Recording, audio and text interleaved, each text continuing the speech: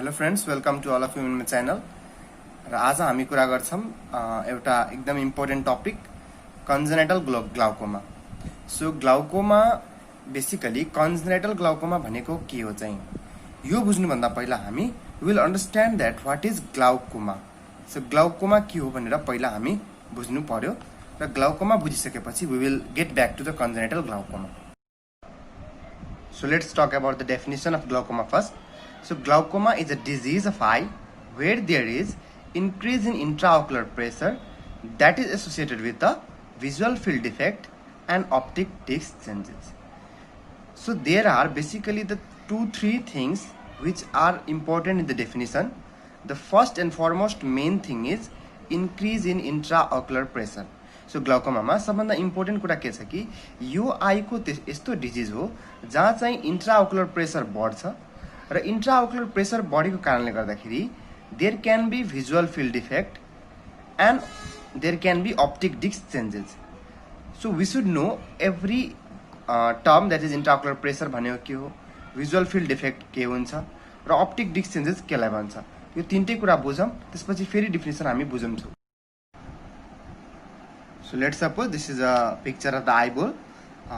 यो हामीले मान्छेको आईलाई ल्याटरल साइडबाट आईलाई समातेर यहाँ राखेको छौँ र यो पिक्चरमा हेर्नुस् के छ भनेपछि this is the lens, this is we have the lens and this we have the ciliary body. यसलाई के भन्छ त सिलियरी बडी भन्छ हैन। And this is what we have known as iris. So यसलाई आइरिस भन्छौँ। This is we call it cornea. So यसलाई के भन्छ कर्निया भन्छौँ। Okay, so this is a cornea. यति पार्ट चाहिँ कर्निया हो। त्यसपछि यो पार्ट चाहिँ यो जुन यति पार्ट देखिरहनु भएको छ तपाईँले, यति part, this basically part is iris. These are the ciliary body and ciliary बडीले एट्याच गरेछ लेन्सलाई। अब के बुझ्नु पर्यो कि there are fluid known as aqueous humour. So एक किसिमको फ्लुइड हुन्छ, त्यसलाई भन्छ aqueous humour. So aqueous humour basically दुईटा चेम्बरमा रन गर्छ। दुईटा चेम्बर भनेको there are 2 chambers, this is a posterior chamber and this is a anterior chamber. So हेर्नुहोस् एक्चुअली के हुन्छ कि आइरिस भन्दा पछाडि जे स्पेस छ र आइरिस र लेन्सको बिचमा हेर्नुहोस् त, यतापट्टि आइरिस छ र आइरिसको र लेन्सको बिचमा जुन यो स्पेस देखिरहनु भएको छ, this space is basically known as posterior chamber. यो स्पेसलाई के भन्छ त पोस्टेरियर चेम्बर भन्छौँ। र बेसिकली आइरिस र कर्नियाको बिचको स्पेस जुन हुन्छ this space we will call it anterior chamber. Anterior chamber. So basically there are 2 chamber, posterior chamber and anterior chamber. So हामीले हेर्यौँ कि दुईटा चेम्बर हुन्छ, anterior chamber and the posterior chamber. Anterior chamber is actually lies in the front of the iris and the pupil. So यो दुईटा आइरिसको बिचमा जुन space create भएछ यो स्पेसलाई बेसिकली हामी के भन्छौँ त प्युपिल भन्छौँ हैन। सो प्युपिल भनेको अरू केही पनि होइन, दुईटा आइरिसको बिचको सिम्पली स्पेस हो हैन। सो आइरिस र प्युपिल भन्दा अगाडिको पोर्सनलाई चेम्बरलाई हामी एन्टेरियर चेम्बर भन्छौँ र आइरिस र प्युपिलको पछाडि र लेन्स भन्दा अगाडि अनि यो बिचको स्पेसलाई हामी पोस्टेरियर चेम्बर भन्छौँ। नाउ एक्चुअली हामीले चेम्बरहरूको कन्सेप्ट बुझिसकेपछि we should understand that the aqueous humor is produced basically and released from the regions of the ciliary body.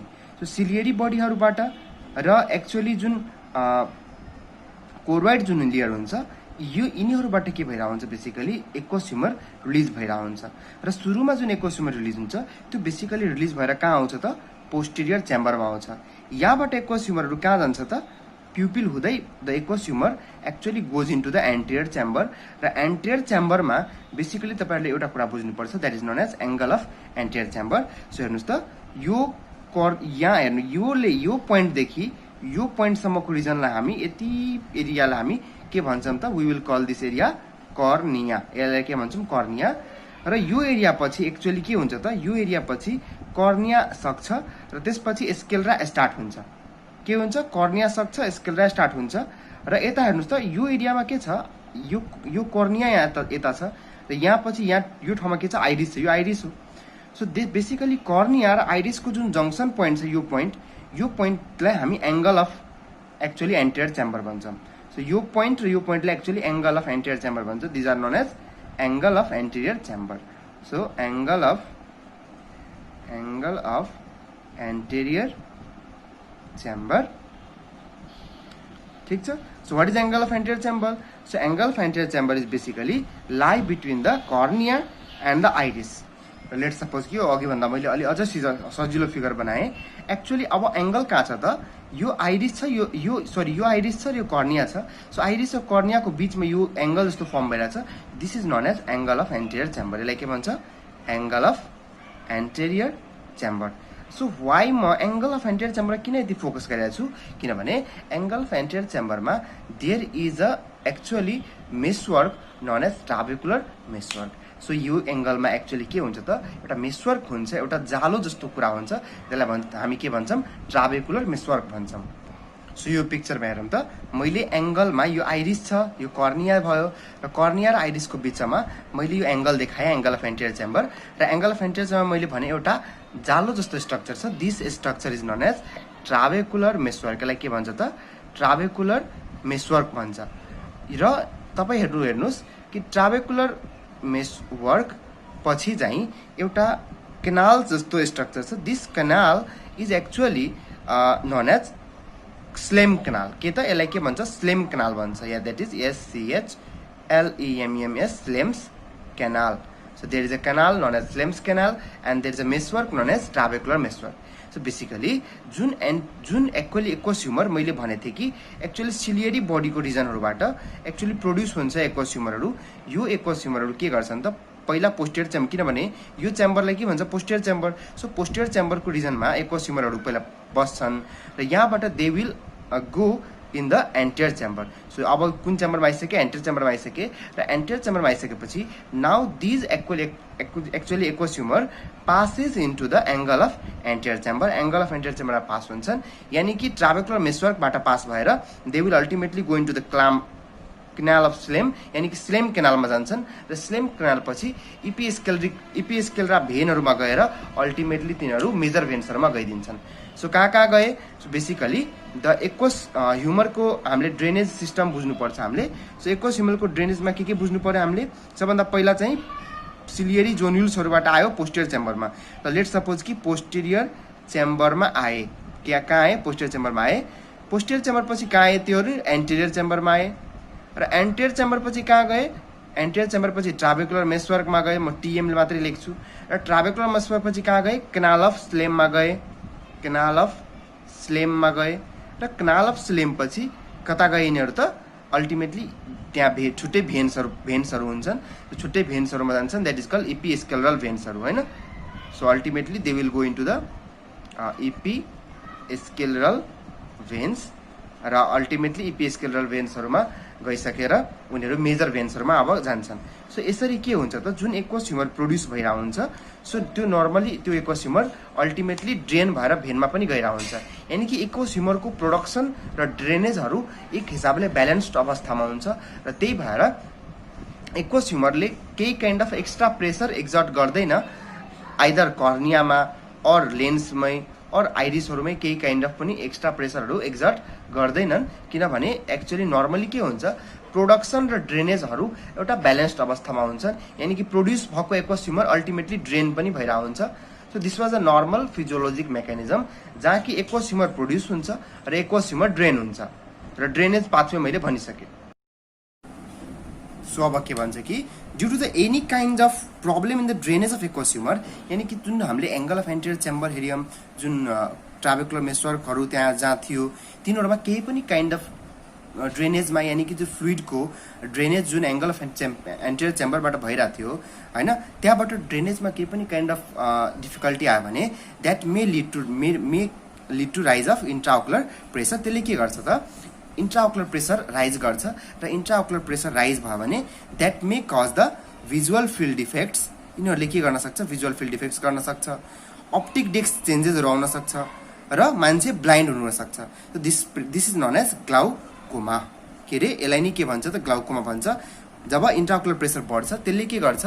Visual field defects ल्याउँछ. यानि कि मान्छेले पहिला जति हेर्न सक्थ्यो उसको भिजनको फिल्ड जति हुन्छ त्यो भिजनको फिल्ड केही न केही मात्रामा कम हुन थाल्छ. र उसको अप्टिक डिस्क जुन हुन्छ त्यसमा केही किसिमको प्रेसरले गर्दाखेरि चेन्जेस आउँछ र यस्तै अवस्थालाई हामी ग्लाउकोमा भन्छौँ। सो मैले के भने कि यो जुन एन्टियर च्याम्बर जुन छ यहाँ छ यो ट्राबेकुलर मेसोरको यो एरियामा। सो यो एरियामा केही पनि किसिमको प्रब्लमहरू भयो भने यानी कि ड्रेनेजमा केही पनि किसिमको प्रब्लम भयो भने यहाँ जुन फ्लुइड्सहरू छ यो फ्लुइड्सहरू एक्चुअली यताबाट बाहिर जान सकेनन् र बाहिर नजान नसके के हुन्छ यो यति एरियाहरूमा एक्चुअली के हुन्छ यो यति एरियाहरूमा प्रेसर बढ्न थाल्छ र यसलाई भन्छ इन्ट्राओकुलर प्रेसर यानी कि आइओपी। र नर्मली इन्ट्राओकुलर प्रेसर कति हुन्छ त 15 to almost 14 to 15 mm of H G जुन हुन्छ 14 टु 15 mm अफ मर्करी जुन हुन्छ यो नर्मल इन्ट्राओकुलर प्रेसर हुन्छ। तर यदि एक्वस ह्युमरको ड्रेनेजमा केही पनि किसिमको प्रब्लम आयो भने आइदर मानौ कि ट्राबेकुलर मेसवर्क ब्लक भयो और मानौ कि यो जुन एंगल छ यो एंगल मानौ कि आइरिसले यो एंगललाई यसरी ब्लक गरिदियो आइरिसले एंगललाई क्लोज गरिदियो और कुनै पनि कारणवश यदि जे भएर पनि त्यो एंगलबाट यदि फ्लुइडहरू ड्रेन गरेन भने के हुन्छ त त्यो फ्लुइडहरू प्रोडक्सन त जारी छ तर ड्रेनेज भइरहेको छैन यानी कि प्रोडक्सनमा ओके छ तर ड्रेनेजमा ओके छैन भने के हुन्छ त त्यति बेला प्रेसर बढ्दै जान्छ र प्रेसर बढ्दै जाँदाखेरि के हुन्छ यो पुरै प्रेसरले आँखा पुरै भित्र के गर्न थाल्छ प्रेसर लगाउन थाल्छ। अब यो पिक्चरमा हेर त तपाईहरुले देखिरहनु भएको छ कि यो जुन एक्चुअल लेन्स छ हैन। अर्को कुरा यहाँ के भइराछ एक्चुअली यो पुरै एरियामा प्रेसरको यानी कि इन्ट्राओकुलर प्रेसर बढिसक्यो। इन्ट्राओकुलर प्रेसर बढेको कारणले गर्दा त्यो प्रेसरले के गर्छ अप्टिक डिस्क एरिया यो एक्चुअली यो एरिया भनेको अप्टिक नर्भको एरिया हो र अप्टिक नर्भको जुन हेड हुन्छ त्यसलाई हामी अप्टिक डिस्क भन्छौँ। So what is optic disc? Optic disc is basically the यो अप्टिक डिस्क यो एरियालाई भन्छ यहाँ एरियामा अप्टिक डिस्क हुन्छ। सो यो अप्टिक डिस्कको एरिया जुन हुन्छ त्यो एक्चुअली अप्टिक डिस्क एरिया के हो त अप्टिक नर्भको हेड हो क्या। अप्टिक नर्भ जहाँबाट सुरु हुन्छ त्यो सुरुवातको एरियालाई हामी अप्टिक डिस्क भन्छौँ र एक्चुअली प्रेसर इन्क्रिज भएको कारणले गर्दाखेरि अप्टिक डिस्कमा केही न केही किसिमको ड्यामेजहरू भइरहेको हुन्छ हैन। र अप्टिक डिस्कमा ड्यामेज हुनु भनेको त अप्टिक नर्भ ड्यामेज हुनु जस्तै कुरा भयो र अप्टिक नर्भमा ड्यामेज गर्यो भने के हुन्छ त इमेजको पाथवेहरू एक्चुअली अब जे पनि रेटिनाले इमेजको इन्फर्मेसन क्यारी गर्छ त्यो इन्फर्मेसन क्यारी गरेर त एक्चुअली ब्रेनलाई दिने काम त अप्टिक पाथवेले नै गर्छ अप्टिक नर्भले नै गर्छ। तर अप्टिक नर्भ ड्यामेज छ भने त्यो राम्रो इन्फर्मेसन क्यारी हुँदैन र मान्छेलाई जति राम्ररी देख्नु पर्ने त्यति राम्ररी देख्न सक्दैन र मान्छे इन मोस्ट केसेस ब्लाइन्ड पनि हुन सक्छ हैन। सो एक्वस फ्लो घटिरहेछ यानी कि एक्वस डिक्रिज एक्वस फ्लो यानी कि त्यो ड्रेनेज पाथवेमा के गडबड छ त्यही कारणले गर्दाखेरि intraocular pressure greater than 14 or 15 mm of mercury हुन्छ र त्यो इन्क्रिज प्रेसरले गर्दाखेरि अप्टिक डिस्कको एरिया एक्चुअली के हुन्छ त ड्यामेज हुन्छ र त्यही ड्यामेज भएको कारणले गर्दाखेरि अप्टिक डिस्कमा पनि चेन्जेस आइरा हुन्छ। सो अल्टिमेटली तपाईहरुले हेर्नुभयो कि इन्ट्राओकुलर प्रेसर बढेर अल्टिमेटली के भयो त अल्टिमेटली अप्टिक डिस्क चाहिँ के गरिरहेछ त अप्टिक डिस्कमा ड्यामेज हुन्छ हैन अप्टिक डिस्क ड्यामेज हुन्छ हैन। अर्को कुरा के हुन्छ त बेसिकली अप्टिक डिस्कमा ड्यामेज भएको कारणले गर्दाखेरि एक्चुअली भिजुअल फिल्ड डिफेक्ट पनि आउँछ। भिजुअल फिल्ड डिफेक्ट अब भिजुअल फिल्ड डिफेक्ट भनेको के हो त एक्चुअली हाम्रो दुईटा आई छ भने दुईटा आईको आफ्नो आफ्नो भिजन अफ फिल्ड छ फिल्ड अफ भिजन छ यानी दुईटा आँखाले केही न केही एक्चुअली एरियालाई हेर्ने काम गर्छ बाहिरतिर हैन। अब यो दुईटा आँखाले जति एरिया हेर्छ त्यसलाई हामी के भन्छौँ फिल्ड अफ भिजन भन्छौँ। के भन्छौँ फिल्ड अफ भिजन। अब के हुन्छ कि यदि तपाईको अप्टिक डिस्क ड्यामेज भइराछ भने तपाईको जति फिल्ड अफ भिजन हेर्नु पर्यो जति फिल्ड अफ भिजन हेर्नु पर्ने त्यति फिल्ड अफ भिजन हेरिरहेको छैन। कुनै रिजनमा राम्रो देखिरहेछ तर कुनै रिजनमा मानौ कि यति रिजन तपाईलाई देखि नै रहेको छैन हैन। और मानौ कि सुरुमा तपाईलाई राम्रो देखिरहेको थियो तर अब विथ टाइम तपाईले के हुन थाल्यो भिजन सानो सानो हुँदै गयो के। सुरुमा यति एरियामा देखिन्थ्यो सुरुमा यति देखिन्थ्यो पछि चाहिँ अझै घटेर भिजन घटेर तपाईले यति देख्न थाल्यो अब अझै घटेर चाहिँ यति नै देख्न थाल्यो यानी कि भिजन तपाईको डिटोरिएट भइराछ हैन। जति हेर्नुपर्ने त्यति देखिरहेको छैन। अल्टिमेटली यसले के गरिदिन सक्छ एट लास्ट स्टेजतिर तपाईले कम्प्लिट ब्लाइन्डनेस पनि गरिदिन सक्छ र द्याट्स वाइ ग्लाउकोमा पनि ब्लाइन्डनेसको सेकेन्ड थर्ड मोस्ट कमन कजमै पर्छ यानी कि फर्स्ट कमन कज त जहिले पनि क्याटारेक्ट हुन्छ र second third common cause glaucoma चाहिँ के हो त ब्लाइन्डनेस नै हो। सो ग्लाउकोमा बेसिकली यही हुन्छ तीनटा पोइन्ट हुन्छ इन्ट्राओकुलर प्रेसर बढ्छ इन्ट्राओकुलर प्रेसर बढेर एक्चुअली अप्टिक डिस्कलाई ड्यामेज गर्छ। अप्टिक डिस्क भनेको अप्टिक नर्भको हेड के हो त अप्टिक डिस्क भनेको अप्टिक नर्भको हेड। यो अप्टिक नर्भ छ भने यो अप्टिक नर्भको यो हेडलाई अप्टिक डिस्क भन्छ है। र अप्टिक डिस्क हेर्नको लागि हामीले फन्डोस्कोपी गर्नुपर्छ र फन्डोस्कोपीमा हामी अप्टिक डिस्क हेर्न सक्छौँ। हामी एकछिनपछि फन्डोस्कोपीको पनि डायग्रामहरू हेर्छौँ हैन। अहिलेलाई के बुझ्नु पर्यो कि एक्चुअली अप्टिक डिस्क ड्यामेज भएर अल्टिमेटली भिजुअल फिल्ड डिफेक्ट आउन सक्छ र अल्टिमेटली ब्लाइन्डनेस हुन सक्छ। सो आई थिंक अब तपाईहरुले ग्लाउकोमाको डेफिनेसन अलमोस्ट क्लियर भइसकेछ के हो हैन। तर म तपाईहरुले केही कन्फ्युजन क्लियर गरिदिन चाहन्छु, किनभने युजुअली चाहिँ अब एमसीक्यू क्वेशनहरुमा केही कुराहरु हेर्नुस्, जति थाहा पाए पनि if you will do MCQ तपाईहरुले केही नयाँ कुरा थाहा पाउनुहुन्छ। त्यही भएर म एमसीक्यू कुराहरु पनि हाइलाइट गर्छु। लेट्स सपोज कि कुनै मान्छेमा इंट्राओकुलर प्रेशर इज हाई, यानी कि greater than 14 feet. Let's suppose कि इंट्राओकुलर प्रेशर उसको 30 छ, 30 mm अफ मर्करी छ, बट इंट्राओकुलर प्रेशर हाई छ तर there is a no visual field defect. त्यो मान्छेमा भिजुअल फिल्ड डिफेक्ट छैन, मानौ कि त्यो मान्छेमा भिजुअल फिल्ड डिफेक्ट छैन, र मानौ कि त्यो मान्छेमा अप्टिक डिस्क चेन्जेस पनि छैन। के छैन?